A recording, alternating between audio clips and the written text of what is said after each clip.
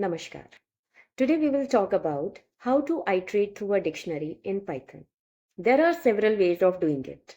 Number one, with the help of keys, values, and items method that we have already talked about in our previous videos. Number two is enumerate method. Now, enumerate method is used to get the indexes in a dictionary at the time of getting the output. But as we know that dictionary does not work upon the indexes, but it works upon the keys. So enumerate method creates the temporary indexes. That means the running indexes just to display the key and value pair. Number three, sorted method. Now sorted method in the dictionary sorts the dictionary and displays all the key and value pair in a sorted way. Fourth and the last one is dictionary comprehensions. Now dictionary comprehensions is a very important and interesting method. So I request you to watch my video till the end to understand what is dictionary comprehension. So let's move on to the practical implementation of all the methods mentioned here one by one. हमारे पास एक dictionary है, dictionary 1, ठीक है, उसमें 3 elements लिए हमने, name, age and class. अब यहाँ पे हम क्या करेंगे, डिक्शनरी को आइटरेट करेंगे. So first method we talked about is using keys, values and items. So let's start with it. If I say print dict1 dot keys, मैंने कीज मेथड इस पे अप्लाई किया, ठीक है, तो मेरा आंसर क्या आएगा, ये सारी की सारी कीज डिस्प्ले हो गए. लेकिन ये सारे के सारे कीज जो हैं वो एक साथ में डिस्प्ले होंगे. मुझे क्या चाहिए कि मेरी सारी कीज सेपरेट लाइन में डिस्प्ले हो. तो उसके लिए हम क्या करेंगे, उसके लिए हम यूज करेंगे फॉर लूप. ठीक है, for key in dict1, okay, and then print key. अब जो की मेरा आइटरेटिव वेरिएबल है वही मैंने प्रिंट के ब्रैकेट्स में लिया है. दैट मीन्स जो आइटरेटिव वेरिएबल है वो मेरी डिक्शनरी के कीज को आइटरेट करेगा और डिस्प्ले कर देगा. Let's check it. ऐसे नेम, एज एंड क्लास. अब यहाँ वैल्यूज नहीं डिस्प्ले हुई है क्योंकि मैंने सिर्फ की को डिस्प्ले किया है. अब dict1 को जब हमने आइटरेट किया तो वो पूरे पेयर के बारे में बात नहीं करेगा, वो सिर्फ उसकी कीज के बारे में बात करेगा. ठीक है, अब यहाँ पे dict1 डॉट कीज भी अगर मैं लगा दूं, क्योंकि keys method is use to extract only the keys from the dictionary. ठीक है, अगर मैंने ये भी कर दिया तो भी मेरा आंसर सेम ही आएगा कि मैंने सिर्फ कीज को एक्सट्रैक्ट किया है, वैल्यूज को नहीं किया. राइट. अब सिमिलरली मुझे क्या करना है, मुझे वैल्यू चाहिए, मुझे कीज नहीं चाहिए. तो मैंने क्या किया, एक वेरिएबल लिया value. My variable can be any, मतलब जहां मैंने वैल्यू लिखा है वहां मेरा आई भी हो सकता है, वहां की भी हो सकता है, वहां कुछ भी हो सकता है. Right. Function I have used as values because we know कि dict डॉट वैल्यूज हमें सारी की सारी वैल्यूज को रिटर्न करेगा. अब वैल्यूज जो हैं मुझे ऑल टुगेदर नहीं चाहिए, मुझे हर एक को सेपरेट लाइन में प्रिंट करना है. तो वही हमने आइटरेशन किया with the help of for loop और हमने यहाँ पे प्रिंट कर दिया वैल्यू को. राइट, क्योंकि मेरा आइटरेटिव वेरिएबल क्या है, वैल्यू, नॉट की. अब रन करते हैं. मेरा आंसर आ गया ABC 15 एंड 11, क्योंकि ये मेरी वैल्यूज हैं कॉरेस्पॉन्डिंग कीज की. राइट. अब थर्ड इज माई आइटम्स. ठीक है, अब आइटम्स में क्या करेंगे, आइटम्स जैसे हम अपनी प्रीवियस वीडियो में भी बात कर चुके हैं कि जो आइटम्स होते हैं वो की एंड वैल्यू दोनों को प्रिंट करते हैं. ठीक है, और यहां पर हम एफ स्ट्रिंग के थ्रू की एंड वैल्यू दोनों को ऐसे डिस्प्ले कर सकते हैं. कर्ली ब्रैकेट्स में लेने का मतलब होता है कि जो मेरा की वेरिएबल है उसकी वैल्यू डिस्प्ले होगी एंड वैल्यू वेरिएबल की भी वैल्यू ही डिस्प्ले होगी. ठीक है, तो अगर हम इसको यहाँ पे प्रिंट करें तो मेरा आंसर ऐसे आ जाएगा, क्योंकि मैंने दोनों के बीच में कॉलन सिंबल यूज किया है in a string. So I am getting my output in the same manner. Okay, name ABC, age 15 and classes 11. अब ये हो गया कि keys, values and items method के थ्रू हम कैसे आइटरेट कर सकते हैं. ओके, अब हमारा सेकेंड मेथड है एन्यूमरेट मेथड. एन्यूमरेट मेथड हम कैसे यूज करते हैं, यहाँ पे ध्यान से देखना. मुझे फॉर लूप को चेंज नहीं करना, छोटा छोटा सा हम यहाँ चेंज करेंगे. एन्यूमरेट, ठीक है, फंक्शन मैंने अप्लाई कर दिया अपना dict1 डॉट आइटम्स के ऊपर. अब जो मेरी डिक्शनरी यहाँ पे डिस्प्ले हो रही है, इसके ऊपर मेरे इंडेक्सेस आ जाएंगे, ठीक है? क्योंकि मैंने बताया था अभी आपको कि enumerate method will create the indexes over the dictionary, और वो टेम्परेरी इंडेक्सेस हैं, वो परमानेंट नहीं है, क्योंकि डिक्शनरी के अपने इंडेक्सेस नहीं होते, right? Dictionary is ordered and unordered structure of data, ठीक है? तो उसको हमें सिर्फ डिस्प्ले करने के लिए इंडेक्स चाहिए। अब यहाँ पे क्योंकि मैंने लिखा है की कॉमा वैल्यू, तो की कॉमा वैल्यू के साथ जब मेरे इंडेक्सेस डिस्प्ले होने हैं तो मुझे एक आइटरेटिव वेरिएबल इंडेक्स भी चाहिए, ठीक है? कॉमा की वैल्यू पेयर को हम क्या करेंगे, ब्रैकेट में ले लेंगे, क्योंकि ये मेरा ऑल टुगेदर है, it's a part of my items method. Okay, string में हम क्या चेंज करेंगे? स्ट्रिंग में हम चेंज करेंगे इंडेक्स कॉलन, ठीक है? अब जरा ये देखते हैं रन करके, क्योंकि मैं आपको एक वेरिएशन दिखाना चाहती हूँ, तो अभी पहले हम इसको रन करते हैं। अब मेरा आंसर क्या आया? तीनों आइटम्स के साथ इंडेक्स वर्ड आ गया, ठीक है? अब वर्ड क्यों आया? क्योंकि मैंने स्ट्रिंग में वही लिखा है। अब इंडेक्स की अगर मुझे वैल्यू चाहिए 0 1 2, तो मुझे क्या करना पड़ेगा? इसको भी कर्ली ब्रैकेट्स में ही लेना पड़ेगा, ठीक है? अब क्योंकि दोनों जगह मेरा कॉलन आ रहा है, तो हम थोड़ा सा चेंज यहाँ ये कर देते हैं कि इसको हमने बना दिया एरे, ठीक है? कि ये मेरा इंडेक्स है, लेट्स से 0, ये मेरी की हो गई नेम, और उसकी वैल्यू, ठीक है, वो उसको पॉइंट कर रहा है। तो आप देखते हैं कैसे मेरी डिक्शनरी डिस्प्ले होगी। Let's check it. अब 0 1 2 जो प्रिंट हुआ है यहाँ पर, ये क्या है? मेरे इंडेक्सेस हैं, नेम पॉइंट टू एबीसी, तो नेम मेरी की है और एबीसी इज माय वैल्यू, ठीक है? Similarly here also and in the last value as well. So this is my enumerate method. So enumerate method is, I'm just recapitulating. Enumerate method is used to create the indexes, to get the indexes over my dictionary on the temporary basis. Right? Let's move on to the next one. अब हमें बताना है कि how to sort a dictionary and how to display the values in a sorted way. ठीक है? अब sorting होता क्या है? Sorting is a procedure of arranging the data either in ascending or in descending order. ठीक है? या तो हम उसको सीधे क्रम में लगाएंगे या हम उसको विपरीत क्रम में लगाएंगे, ठीक है?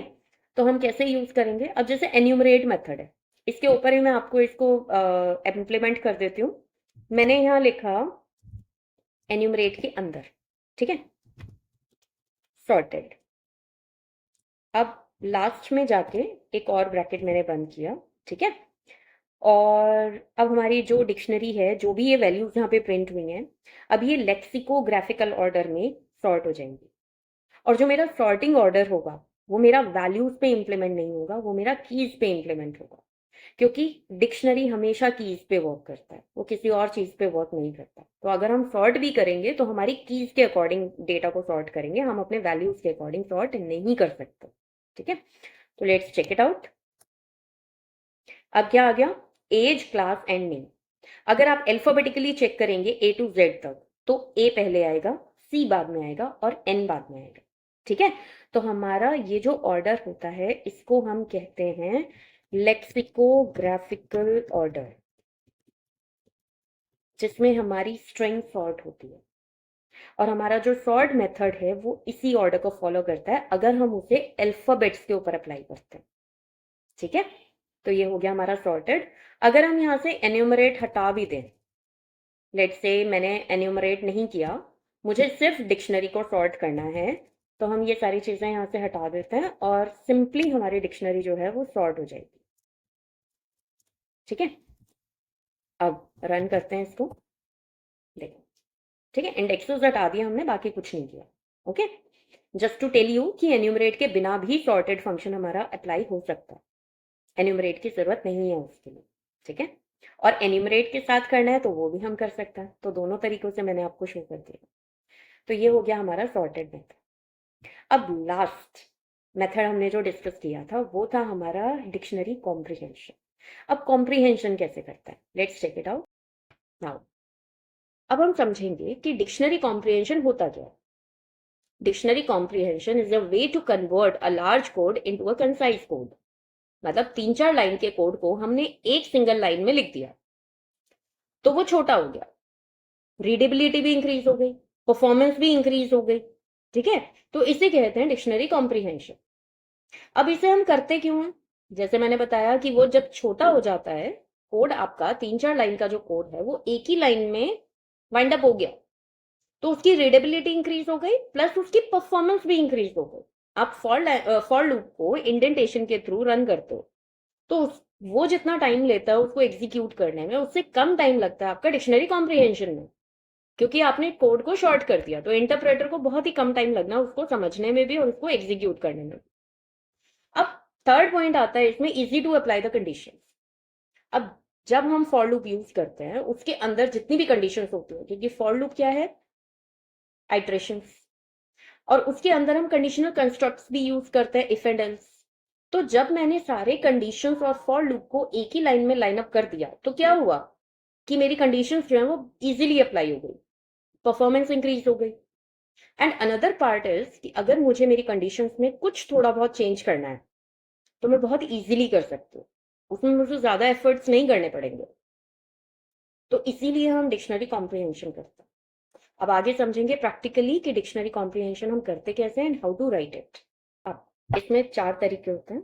Number 1 is how to create a dictionary from a list, मतलब एक लिस्ट गिवन है और उससे हमें डिक्शनरी बनानी है। सेकंड है filtering the data in the dictionary comprehension.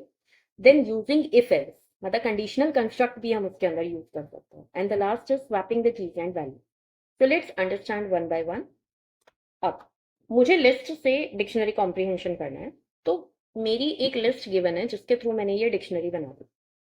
और इस डिक्शनरी में अगर आप ध्यान से देखेंगे तो मैंने square of each number print किया। ठीक है, तो अब हम एक एग्जांपल लेते हैं। L1 is equal to 1 2 3 4 and 5। ये मैंने नंबर्स लिए यहाँ पे। अब मुझे डिक्शनरी कॉम्प्रिहेंशन करना है, तो मैंने एक dict1 वेरिएबल लिया जिसमें डिक्शनरी ब्रैकेट्स मैंने लगाए। ठीक है, क्योंकि डिक्शनरी कॉम्प्रिहेंशन करना है तो कर्ली ब्रैकेट्स आएंगे हमारे। अब जो आउटपुट अगर आप देखेंगे तो उसमें जो मेरी ये लिस्ट के एलिमेंट्स है 1 2 3 4 5, they are behaving like the keys, और जो उनका स्क्वायर है वो वैल्यू के प्लेस पर है। तो how to place it out, मैंने यहाँ लिया नम नम डबल आस्टरिस्क 2। ये हम क्यों यूज करते हैं, so that we can calculate the power of any number. ठीक है, तो इन दोनों के बीच में कॉलन लगाया है, क्योंकि जो कॉलन से पहले नम लिखा है इट विल बिहेव लाइक अ की, और कॉलन के बाद वाली जो कैलकुलेशन हो रही है वो it will be placed at the place of value in the key and value pair. Okay, अब नम है क्या, है ना, फॉर नम इन L1, कि जो मेरा लिस्ट है उसके सारे एलिमेंट्स को आइट्रेट करने के लिए मेरा एक वेरिएबल है नम, जिसको मैंने की एंड वैल्यू पेयर में ऐसे कन्वर्ट कर दिया। अब हम इसको डिस्प्ले करेंगे, प्रिंट dict1। तो मेरा आउटपुट क्या आएगा, ये। अब जो एक्सपेक्टेड आउटपुट था वही मुझे आउटपुट स्क्रीन में दिखाई दे रहा है कि हर नंबर का स्क्वायर प्रिंट हो चुका है। ठीक है, 2 2 4 3 3 9 एंड सो ऑन। अब हम इसी मेथड को, इसी प्रोग्राम को यहाँ पे कॉपी पेस्ट करेंगे, क्योंकि बहुत स्लाइड चेंज यहाँ पे होने वाला है। हम सेम प्रोग्राम को कंसिडर करेंगे इफ एल्स के लिए। ठीक है, अब मुझे क्या करना है, ये जो मेरी फॉर लूप यहाँ लगी हुई है इसमें एक छोटा सा कंडीशनल कंस्ट्रक्ट मुझे ऐड करना है कि जो मेरे इवन नंबर्स हैं सिर्फ उन्हीं का स्क्वायर प्रिंट होगा, बाकी किसी का नहीं है। ओके, तो यहाँ पे हमने क्या किया, if num modulus 2 is equal to 0। अगर मेरा नम इवन है तो ही डिस्प्ले होगा उसका स्क्वायर, वरना नहीं होगा। तो मैंने कंडीशन लगा दी। अब इसको रन करते हैं और मेरा आउटपुट आपके सामने है, 2 2 4 एंड 4 4 16। क्यों, क्योंकि 1 3 and 5 are odd number. Okay, अब इफ एल्स, यहाँ पे भी हमने इफ यूज किया है लेकिन not in a proper way कि मेरा इफ और एल्स दोनों एग्जीक्यूट हो रहे हो। अब हम इफ एंड एल्स दोनों को एग्जीक्यूट करेंगे। ओके, तो मैंने यहाँ पे इसको कमेंट मार्क किया एंड मुझे क्या चाहिए, एक लिस्ट हम यही वाली ले लेते हैं। इसी लिस्ट में 1 के आगे ऑड प्रिंट हो जाए, 2 के आगे इवन प्रिंट हो जाए, 3 के आगे ऑड, 4 के आगे इवन एंड 5 के आगे ऑड, मतलब जो मेरा ऑड नंबर है वो सारे ऑड प्रिंट हो जाएं और मेरे इवन नंबर्स के आगे इवन प्रिंट हो जाए।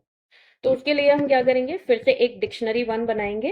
ठीक है, और उसके अंदर हम लिखेंगे नम कि ये मेरा इवन है अगर इफ num मॉड्यूलस 2 इज 0।